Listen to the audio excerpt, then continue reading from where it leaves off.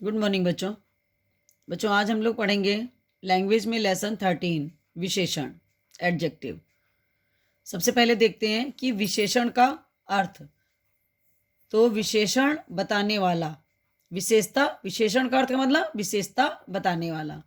विशेषण शब्द बच्चों संज्ञा एवं सर्वनाम शब्दों की विशेषता बताते हैं, उन्हें विशेषण कहते हैं। उदाहरण के रूप में देखिए, सुरभि ने नीली फ्रॉक पहनी है। तो यहाँ पर देखिए नीली फ्रॉक की विशेषता क्या है कि वो नीले रंग की है। ठीक है, नेक्स्ट है देखिए कि जिन शब्दों की विशेषता बताई जाती है वे क्या कहलाते हैं, विशेष्य कहलाते हैं। जैसे माँ लाल चूड़ियाँ लाई, तो यहाँ पर लाल क्या है बच्चों, विशेषण है, और चूड़ियाँ विशेष्य। जिसकी विशेषता बताई जाती है वो क्या होते हैं, विशेष्य होते हैं। विशेषण 4 प्रकार के होते हैं: गुणवाचक, संख्यावाचक, परिमाणवाचक और सार्वनामिक विशेषण।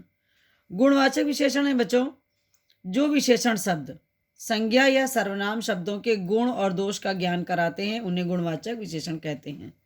जैसे मोक्ष बहुत ईमानदार है, तो यहाँ पर देखिए ईमानदार, मोक्ष कैसा है, ईमानदार है, ये उसका गुण है, ईमानदारी। ठीक है, इसी तरह से आपके पास यहाँ पर रंग, स्वाद, गुण, दोष, स्थिति, अवस्था, रूप, देश, काल, दिशा, समय, स्पर्श, ये अब जितने भी शब्द आप देख रहे हो ये कहीं ना कहीं किसी न किसी शब्दों के गुण, दोष, रूप, रंग के बारे में बताते हैं। ये सभी गुणवाचक विशेषण के अंतर्गत आते हैं। नेक्स्ट देखिए संख्यावाचक विशेषण। संख्यावाचक विशेषण मतलब गिनती, जहाँ पर हमें गिनती का, संख्या का बोध होता है, तो वहाँ पर ये संख्यावाचक विशेषण होते हैं। इनमें समझ लीजिए कि 2 और होते हैं, एक निश्चित संख्यावाचक और एक अनिश्चित।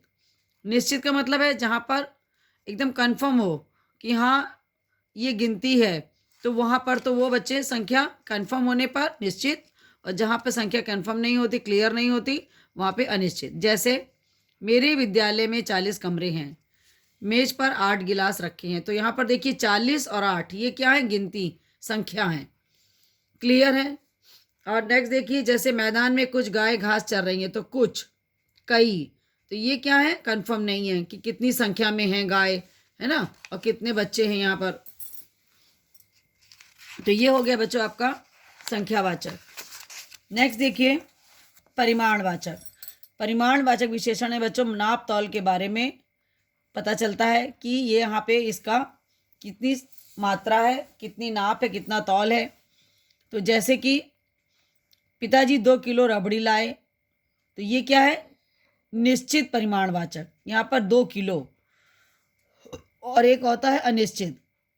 अनिश्चित में चाय में थोड़ी पत्ती डाल दो, तो थोड़ी, यहाँ पर आपको निश्चित मात्रा नहीं है कि कितनी मात्रा में पत्ती डाल दो, तो इसलिए यहाँ पर अनिश्चित परिमाणवाचक। नेक्स्ट है सार्वनामिक विशेषण। यदि कोई सर्वनाम शब्द बच्चों संज्ञा से पहले आकर विशेषण का कार्य करे तो उसे सर्वनामिक विशेषण कहा जाता है।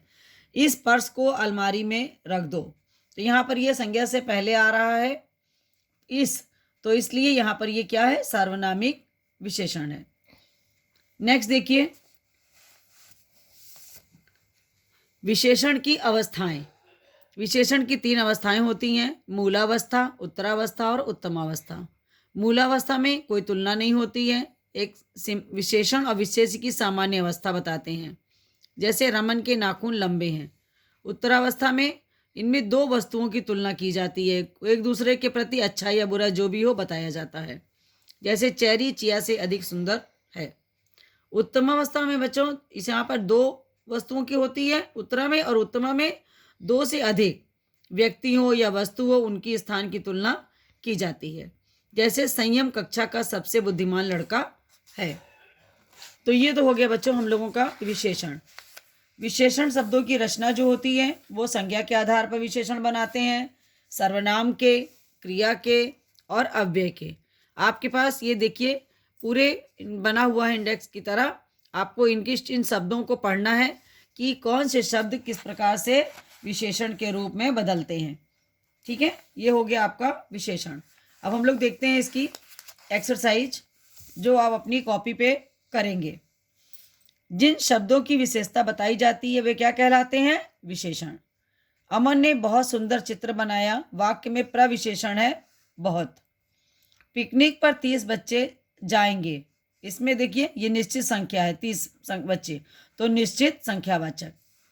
मुख्य शब्द से बना है उचित विशेषण मौखिक।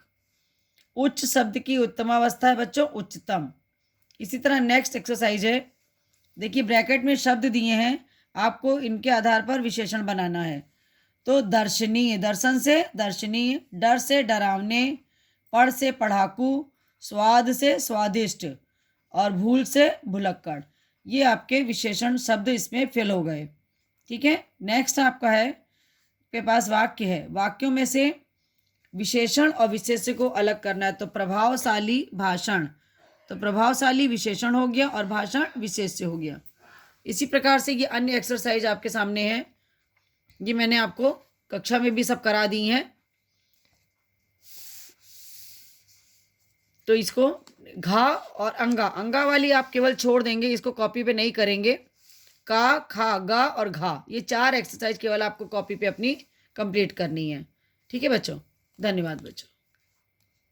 और इसके अलावा देखिए इसी एक्सरसाइज के ऊपर सबसे पहले आपके पास क्वेश्चन है, ये 6 क्वेश्चन है बच्चों आपके पास।